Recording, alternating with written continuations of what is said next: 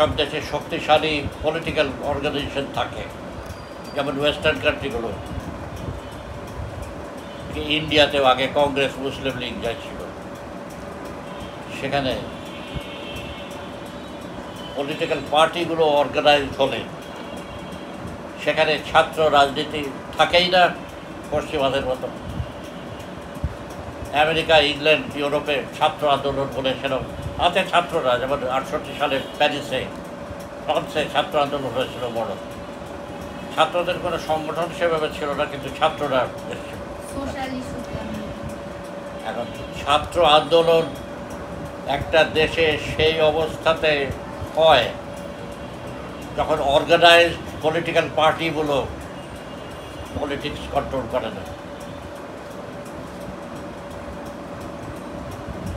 কিংবা organised political party থাকলেও সে political party প্রধান ইস্যু নিয়ে লড়াই করে না। যেমন আমি প্রথমটার জন্য বলবো 52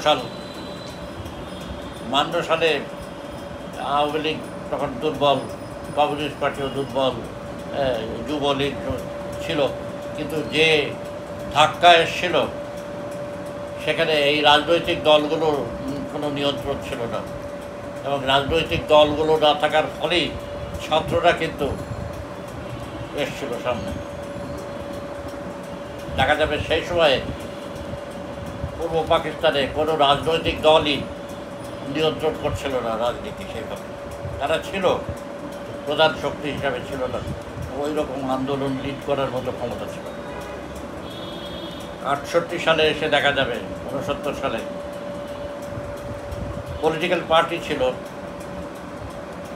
কিন্তু সেই সময় যে ছাত্ররা 11 দফা আন্দোলন নিয়ে এলো, সেটা একটা প্রগতিশীল কর্মসূচি ছিল। এই 11 দফা আন্দোলন যেটা নিয়ে এলো, তার কারণ কি? 11 দফা আন্দোলনের মধ্যে যেসব ইস্যু আনা হয়েছিল সেইগুলো নিয়ে আওয়ামী লীগ কোনো চিন্তা ছিল না, আওয়ামী লীগের কোনো কিছু ছিল না, আওয়ামী লীগ তার বাইরে ছিল। আওয়ামী লীগ সে সময় একটা শক্তিশালী অর্গানাইজেশন হওয়ার কারণে, সেই জন্য যেহেতু মূল ইস্যুগুলো নিয়ে তারা দাঁড়াচ্ছিল না, খালি ক্ষমতা কীভাবে যেতে হবে সেই সব। মৌলানা ভাসানী খানিকটা করেছিলেন, কিন্তু মৌলানা ভাসানী কোনো ইস্যু নিয়ে কোনো একটা লাইন ফর্মুলেট করার মতো লোকও ছিলেন না, নেতা। তিনি একজন বস্ত এজিটেটার ছিলেন, একটা পিপুলস ম্যান। কিন্তু সেই জন্য মৌলানা ভাসানীর সাথে ছাত্রদের একটা প্রাথমিক একটা ঐক্য থাকা সত্ত্বেও পরের দিকে ছাত্ররাই মূলত এলো। এই জন্যে যে এই রাজনৈতিক দলগুলো কিন্তু 11 দফার মধ্যে যা ছিল সেইটা ধারণ করে একটা জায়গায় দাঁড়ানোর মতো ছিল। সেই জন্য 11 দফা ছাত্রদের একটা শক্তিশালী একটা কর্মসূচি হিসাবে সামনে এসেছিল, যে কর্মসূচিকে স্বীকার করা শেখ মুজিবের পক্ষেও অস্বীকার করা সম্ভব হয়নি। সেটাকে স্বীকার করেই বলতে হয়েছিল যে 6 দফার মধ্যে যা আছে 11 দফার মধ্যে অনেকটাই কিছু আছে। কিন্তু 11 দফার মধ্যে যা ছিল 6 দফার মধ্যে তো জনগণের জন্য কিছু ছিল না। এইখানকার মিডল ক্লাস লোকজন ভাগাভাগি মানে সুবিধা ভাগাভাগির লড়াই ছিল 6 দফা। কিন্তু 11 দফাতে তো অন্য শ্রমজীবীদের কথা ছিল, অন্যান্য প্রগতিশীল সেকশনের কথা ছিল, অনেক কর্মসূচি ছিল। তাহলে এটাই একটা জিনিস বুঝতে হবে যে একটা ছাত্র আন্দোলন যখন হয় তখন দেশের কোনো রাজনৈতিক দল কিন্তু হয় দুর্বল থাকে, কিংবা যে মূল ইস্যুগুলো সামনে আসে সেইটা নিয়ে সেই দল দাঁড়ায় না, তখনই সেই ইস্যুগুলো নিয়ে ছাত্ররা দাঁড়ায়। এটা মনে রাখতে হবে, ছাত্র আন্দোলনের বিষয় মনে রাখতে হবে। সেই জন্য এখন এই যে 24 সালে যে আন্দোলনটা হলো জুলাই মাসে, এই আন্দোলনটা হচ্ছে কোন পরিস্থিতিতে? যেখানে দেখা যাবে অ্যাকচুয়ালি রাজনৈতিক দল, বিরোধী রাজনৈতিক দল বলে যত ছিল শেখ হাসিনা মেরে পিটিয়ে সব শেষ করে দিচ্ছে। তাদের কোনো শক্তি বলে বিশেষ কিছু থাকেনি। বিএনপি একটা রাজনৈতিক দল, কিন্তু বিএনপিকেও এমনভাবে হাজার হাজার তার কর্মী আটক করে ইত্যাদি করে দুর্বল করে রেখে দিয়েছে। তাছাড়া বিএনপিও প্রায় একই শ্রেণীর রাজনৈতিক দল হওয়া সত্ত্বেও কোনো ইস্যুকে তারা তো সামনে নিয়ে আসতে পারেনি। একটা সাম্রাজ্যবাদ বিরোধিতা থেকে আরম্ভ করে অন্যান্য যে যেমন এখন গার্মেন্টের সমস্যা, এই গার্মেন্টের যে আন্দোলন হচ্ছে এতে বিএনপি সমর্থন করছে না। আওয়ামী লীগ যেভাবে তার বিরোধী, বিএনপিও সেইভাবে বিরোধী। গার্মেন্টের শ্রমিকদের জন্য তো বিএনপি দাঁড়াবে না, এখন দাঁড়াচ্ছেও না। আজকেও ফখরুল ইসলামের বক্তৃতা আছে।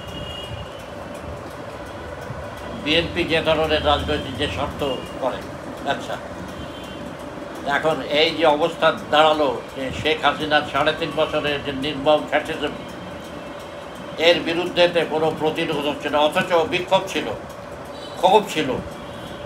ক্ষোভ ছিল কিন্তু বিক্ষোভ ছিল না। এই বিক্ষোভ কিছু বিএনপি শেষের দিকে বড় বড় জমায়েত করছিল, কিন্তু তারপর দেখা গেল একবার ওই যে ডিসেম্বর মাসের বোধহয় 28 তারিখ না কত তারিখে বিরাট হামলা করলো পুলিশের। এই হামলার পরে তো বিএনপি এত দুর্বল হয়ে গেল যে তারপর থেকে খুব জোরে কিন্তু বিএনপির আর দাঁড়াবার ক্ষমতা থাকবে না। তাহলে এই যে একটা জনগণের যে ক্ষোভ, এই ক্ষোভটা তো পুঞ্জীভূত হচ্ছিল, হতে হতে হতে হতে একটা পর্যায়ে এখানে আসছে। এবং এসব ক্ষেত্রে যেটা হয় যে এইটা হতে হতে একটা পয়েন্টে এসে বার্স্ট করে, একটা স্ফুলিঙ্গ দরকার হয়, একটা ইস্যু। 12 সালে যেমন মুসলিম লীগের বিরুদ্ধে ব্যাপক বিক্ষোভ ছিল, সেটা ভাষা আন্দোলনের ছাত্রদের উপরে গুলি হওয়া মানে হচ্ছে যে মাও সেতুং বলেছিলেন একটা স্ফুলিঙ্গ দাবানল সৃষ্টি করতে পারে। এই দাবানল সৃষ্টি করার মতো অবস্থা তো জনগণের মধ্যে হতে হবে, দাবানল তার এমনি হবে না। কাজে এই দাবানল সৃষ্টি হওয়ার অবস্থা তৈরি হয় শাসক শ্রেণীর, শাসক দলের অত্যাচার, নির্মম অত্যাচার, শোষণ এসবের মধ্যে দিয়ে। তো সেইটা 15.5 বছর ধরে শেখ হাসিনা এটা করতে থাকার ফলে একদিকে সেই দমন পীড়ন করছে, আর অন্যদিকে হচ্ছে মানুষের ক্ষোভও তার সাথে বাড়ছে। এখন এই দুটোর মধ্যে দমন পীড়ন আপার হ্যান্ডে থাকলে জনগণ দমিত থাকে। আবার যদি দেখা যায় একটা পরিস্থিতি হয় যেখানে জনগণের শক্তি বেড়ে যায়, তখন ওভারথ্রো হয়ে যায়, যেটা এখানে জুলাই মাসে হলো একটা আউটবার্স। জনগণ তো প্রতিরোধের জন্যে, বিক্ষোভের জন্য তৈরি আছে আসলে, কিন্তু হচ্ছে না। এই যে ছাত্রদের কোটা আন্দোলনটাই সেই সুযোগ তৈরি করে দিয়েছে। এবং এই কোটা আন্দোলনে শেখ হাসিনা অনেক রকম ইডিওটিক, এবং এই ইডিওটিক কথাবার্তা তার পক্ষে সম্ভব হয়েছে তার স্পর্ধার জন্যে, তার দম্ভের জন্যে। সে মনে করেছে আমি এইখানে জমিদার নেই, আমি মহারানী, এই দেশ আমার সম্পত্তি, এই মনে করে সে যেভাবে আচরণ করেছে। সবচেয়ে একটা ব্যাপার হচ্ছে যে দেখা যাবে এই অগাস্ট মাসের 2 তারিখ এসে আন্দোলন কিছুটা সীমিত হয়ে এলো। চাইনিজরা তখন বললো যাক এখন আন্দোলন নিয়ন্ত্রণের মধ্যে এসছে, এখন আমাদের সম্পর্ক ভালো থাকবে ইত্যাদি। তারপরে হাসিনা কী করলো, সে 3 তারিখেই একটা স্টুপিড আবার এই ছাত্রদের বিরুদ্ধে কথা বলল। 3 তারিখ এই দ্বিতীয় দফায় যখন কী বলেছিল আমি ঠিক মনে করতে পারছি না, কিন্তু 3 তারিখে এটা বলার পরে 3 তারিখই আবার একদিন পরে, তারপরে 4 তারিখ, তারপরে শেষ। কাজে এই যে অবস্থা, এই অবস্থাটা তৈরি হলো যে কারণে সেটা বললাম যে এখানে যেহেতু অন্য কোনো রাজনৈতিক দল, শক্তিশালী রাজনৈতিক দল ছিল না, সেজন্য ছাত্ররা এই আন্দোলনে নামার পর জনগণের মধ্যেও এই আন্দোলন সংক্রামিত হলো, ব্যাপক হলো। আর ছাত্রদের এই আন্দোলনটা শুধু কোটা আন্দোলন বললে হবে না। এই যে পাবলিক ইউনিভার্সিটিগুলোতে যে চরম নির্যাতন ছাত্রলীগ করছিল, সেই ব্যাকগ্রাউন্ড না থাকলে কিন্তু এই আন্দোলন এভাবে উঠত না। কারণ এই আন্দোলনটা খালি কোটা আন্দোলনের জন্য ছিল না, ওই ছাত্রলীগের বিরুদ্ধেও ছিল ব্যাপক।